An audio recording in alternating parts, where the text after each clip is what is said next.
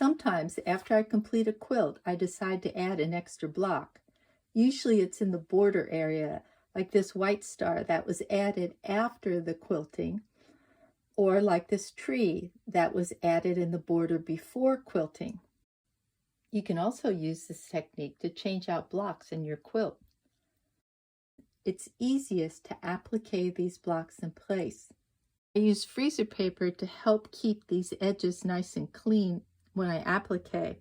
I cut out a piece of freezer paper, which is 6 inches, the finished size of the block. I'll center this paper with the shiny side down on the back of the block, and then I'll press with a hot dry iron. After pressing the paper in place, I then go around and press these edges down, and I get a block that looks like this. Now I can just go and pin this on my quilt, but if I see that there's a lot of bulk here from these seam allowances, then I'll go in and I'll baste that area down. Now you can go all the way around and baste those edges down, or what I like to do is just baste in the area where it's bulky. Now you want to pin this in place on your quilt. Now, as I said earlier, you can add this to a quilt before it's been quilted or after it's been quilted. So I thought I'd demonstrate on this old quilt that's already been quilted. Now, before pinning, some people like to take out the paper, but I like to leave it in. And I'll stitch around the edges here, about 1 inch in here and about 1 inch to here, and stop. Then I'll reach in and pull out the paper before I finish this final seam here. If I was sewing this on a quilt top that hadn't been quilted, I can just go to the back of this and cut out that fabric and then pull the paper out. Normally I'd be using a matching color thread, but I'm going to use this green thread here so that you can see. I'm going to hide my knot in the back here, and I can't stitch all the way through to the front, or the stitching lines are going to show up on the front. So I'll put this needle in just to the middle of the quilt.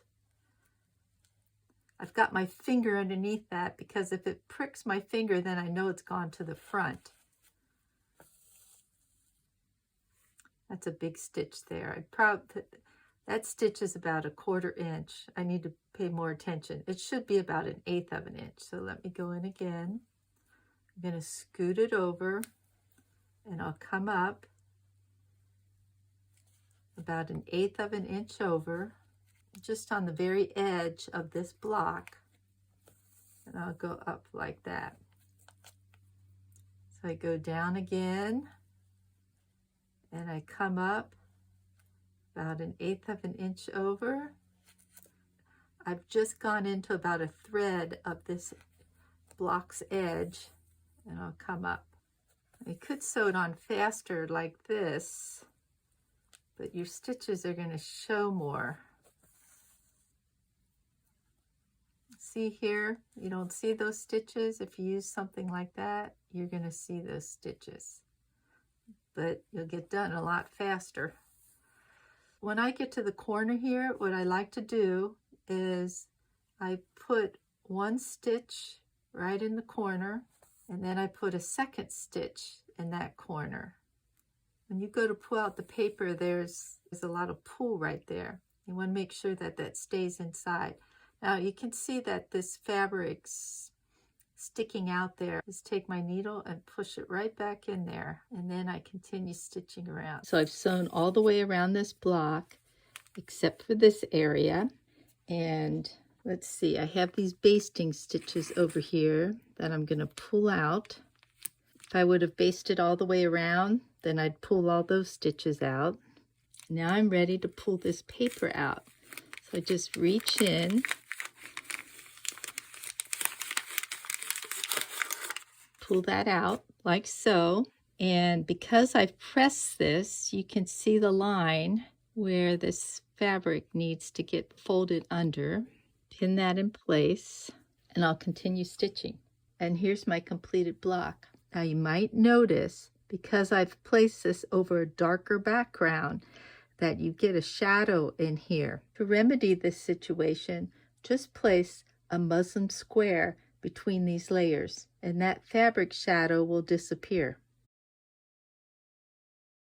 This method works great if you've already finished quilting your project and decide to add a label to the back. You will also find this useful if you need to patch over an area that's been damaged.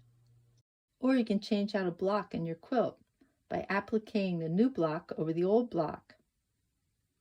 This way you'll avoid ripping out seams. If you'd like information about other kinds of applique, check out our applique series. I'll leave the link below.